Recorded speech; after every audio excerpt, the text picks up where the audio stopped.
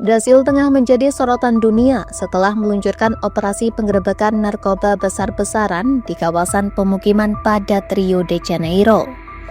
Operasi penggerebekan tersebut menargetkan Komando Verhelmo atau Red Command, kelompok kriminal tertua dan terkuat di Rio. Hingga Rabu 29 Oktober 2025, korban tewas dalam operasi penggerebekan mematikan itu mencapai 132 orang, termasuk 4 diantaranya adalah anggota polisi.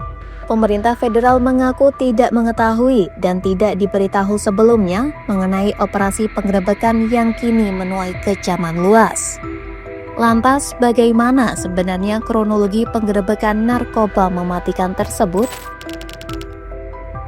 Operasi yang dinamai Operation Containment itu dilancarkan di Rio de Janeiro pada Selasa 28 Oktober 2025 pagi oleh sekitar 2.500 aparat bersenjata berat. Mereka diperkuat dengan kendaraan lapis baja, helikopter, serta drone. Target dalam operasi ini adalah kelompok kriminal Red Command atau Komando Merah yang disebut menguasai sekitar 20% wilayah metropolitan kota tersebut. Polisi dilaporkan menyerbu 2 kompleks favela besar, Alemão dan Penha, yang selama ini menjadi basis utama kelompok tersebut.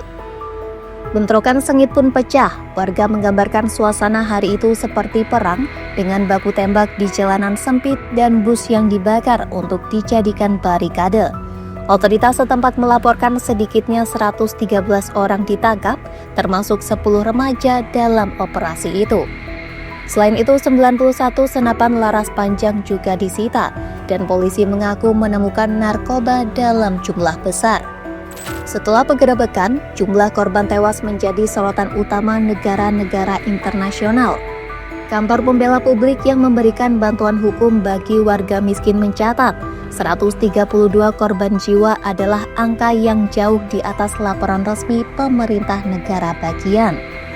Beberapa jam setelah operasi, puluhan jenazah dibawa warga ke sebuah lapangan di kawasan Penha sebagai bentuk protes atas kekerasan tersebut. Gubernur negara bagian Rio de Janeiro, Claudio Castro, mengatakan operasi ini telah disiapkan selama 2 bulan dan berdasarkan penyelidikan mendalam. Castro mengatakan aksi Komando Verhelmo bukan kejahatan biasa, namun narkoterorisme. Castro sempat menanggapi skeptis angka 132 korban tewas dan menyebut bahwa jumlah resmi jenazah yang ia terima adalah 58 orang. Castro juga membela tindakan aparatnya dengan mengatakan pertempuran terjadi di area hutan dan bukan di pemukiman padat. Di sisi lain, sejumlah penduduk menuduh polisi melakukan eksekusi di tempat. Menanggapi dugaan tersebut, kantor Kejaksaan Federal meminta Castro untuk menjelaskan detail operasi untuk menentukan apakah aparat bertindak sesuai hukum.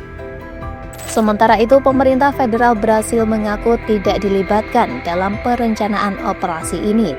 Menteri Kehakiman Ricardo Lewandowski menegaskan, operasi itu dilakukan tanpa sepengetahuan pemerintah pusat. Presiden Brasil Inácio Lula da Silva disebut terkejut saat mendengar jumlah korban yang sangat besar.